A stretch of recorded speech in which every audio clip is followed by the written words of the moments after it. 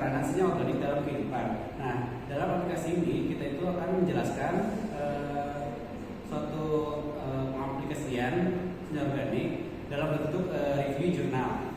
Nah, untuk reviewnya akan dijelaskan nanti. Sebelumnya, perkenalkan saya Muhammad Faisal sebagai ketua kelompok. Perkenalkan nama saya Tendri Eko baru dengan presensi 16. Perkenalkan saya Fauzan Ansari dengan presensi 8. Perkenalkan nama saya Widi Senium dengan presensi 53. Perkenalkan nama saya Muhammad Arifin, presensi 28. Selamat menyaksikan. Pada aplikasi peranan senyawa organik kali ini kami mengambil judul yaitu analisis senyawa toksik tepung, pelepah batang aren, Arenga pinnata dengan spektrometer UV phase dan inframerah.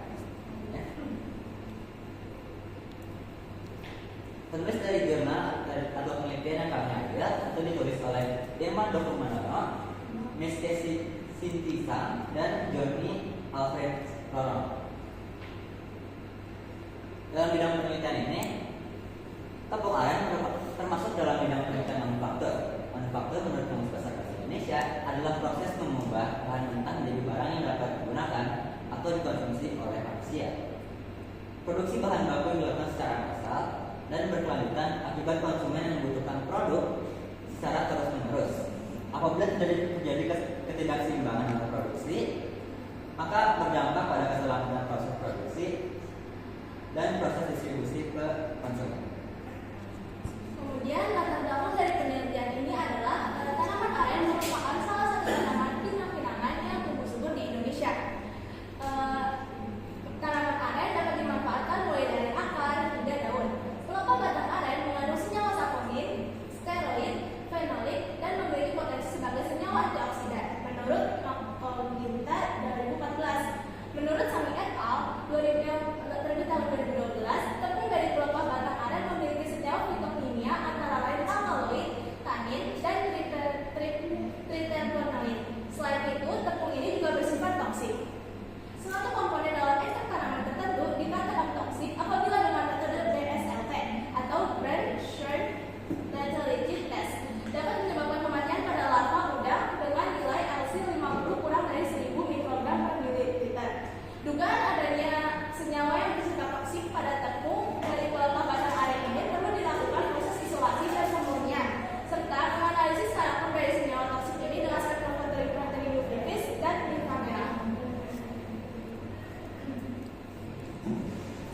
Selanjutnya metode analisis yang digunakan dalam penelitian ini adalah spektrometer UV phase untuk menentukan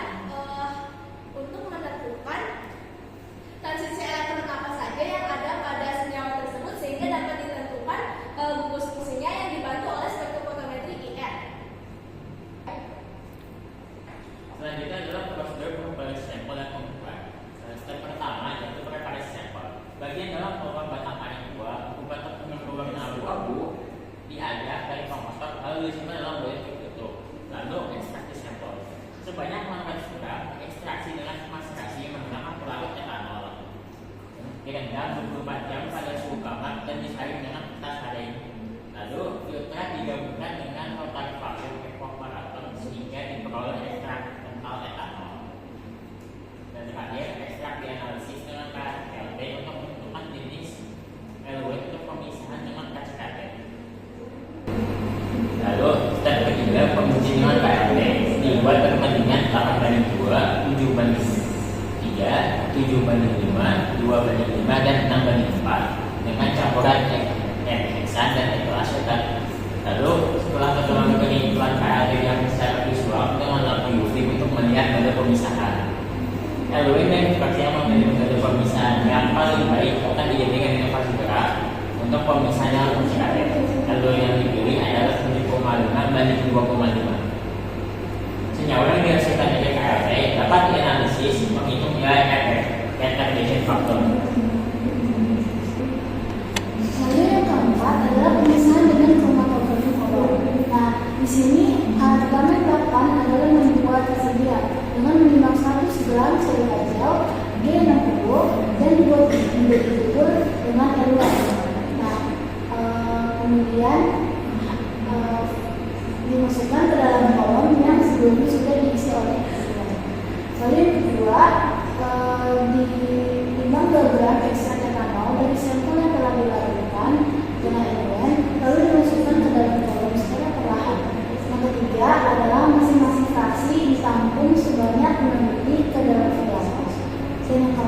masing-masing fraksi diuji KRD kembali seperti tadi, fraksi yang memiliki pola pemisahan sama kemudian digabungkan. Dan yang terakhir adalah gabungan fraksi hanya memiliki satu noda dijadikan fraksi murni dan diuji toksisitas. Nah, sekarang kita akan membahas tentang penyiapan sampel uji toksisitas. Pertama adalah menimbang 0,1 gram sampel, kemudian dilarutkan dengan 10 ml air larut buatan. Lalu yang ketiga, larutkan di larut uji 1000 ppm tersebut. Selanjutnya dibuat lagi larutan dengan konsentrasi 500, 250 dan 100 ppm dengan cara pengenceran. Nah, di sini kemudian kita melakukan uji toksisitas. Yang pertama dilakukan adalah larutan konsentrasi di pipet sebanyak 5 ml, lalu dimasukkan ke dalam tabung reaksi. Kedua, ditambahkan 10 ekor larva udang yang telah berumur 2 hari. Ketiga, dilakukan 2 kali pengolahan dan dibandingkan dengan kontrol. Dan yang terakhir, pengamatan dilakukan selama 24 jam dengan selang waktu 1 jam untuk menghitung jumlah larva yang ada. Dan yang terakhir dilakukan analisis fraksi. Senyawa yang telah diisolasi dan dimurnikan kemudian dilakukan analisis dengan spektrofotometer UV vis pada panjang gelombang 320 hingga 500 nanometer dan spektrofotometer inframerah untuk mengidentifikasi kandungan atau gugus fungsi pada senyawa tersebut. Baik, selanjutnya itu kita menentukan struktur molekul analit. Nah, dalam jurnal yang kita dapatkan Creativity, di situ tidak dijelaskan struktur molekul analit yang dihasilkan, melainkan hanya berupa spektrum dari ukuran. Nah, ini adalah gambar dari spektrum inframerah dari fraksi A yang hasil isolasi dan pemurnian senyawa yang dilakukan di KCKT. Nah, terlihat bahwa pada spektrum ini pada range 4.500 sampai 2.000 dia selisihnya itu bilangan gelombangnya 500, sedangkan pada 2.000 ke bawah dia bilangan gelombangnya itu memiliki interval itu 250 cm pangkat min 1. Jadi ini adalah interpretasi data spektrum inframerah dari fase A. Nah, terlihat bahwa pada nomor 1 spektrum yang dihasilkan itu antara 3.100 sampai 3.000. Nah, itu kemungkinan dari fungsinya adalah ulur CH akhir. Untuk pada tanda nomor 2 terlihat bahwa dia spektrum yang dihasilkan di spektrum IAD itu sekitar 2.900 sampai 2.850. Nah, itu kemungkinan fungsinya itu adalah CH akan. Nah, pada bilangan gelombang 1251 itu kemungkinan adalah ulur C double C. Sedangkan pada 1600-an itu kemungkinan adalah ulur C double O. Nah, sedangkan pada 1400-an sampai 1300-an itu kemungkinan adalah bengkok atau bending dari CH3 atau CH2. Sedangkan 1000 pada bilangan gelombang 1029 itu kemungkinannya adalah ulur C50 ester. Dan terakhir untuk nomor 7 bilangan gelombang 798 cm misalnya itu kemungkinan adalah CC alkan. Untuk yang kedua itu adalah spektrum dari UV-vis fraksi A. Nah, terlihat bahwa tabel di sini menunjukkan ini adalah panjang gelombang, sedangkan ini adalah serapan atau absorbansi, menunjukkan bahwa lambda maksimal dari senyawa fraksi A ini menunjukkan pada angka 222 nanometer. Nah, angka tersebut bisa menunjukkan lambda tersebut itu terjadi akibat adanya transisi lever dari N ke sigma bintang akibat adanya senyawa yang kemungkinan itu dari C double bond. Baik, selanjutnya ini adalah beberapa metode. Jadi dalam jurnal yang yang diteliti ini hanya sebenarnya tidak hanya spektrofotometri tipis dan IR saja yang digunakan metodenya, tapi ada metode lain juga. Namun kita hanya fokus pada dua metode saja, yaitu UV dan IR.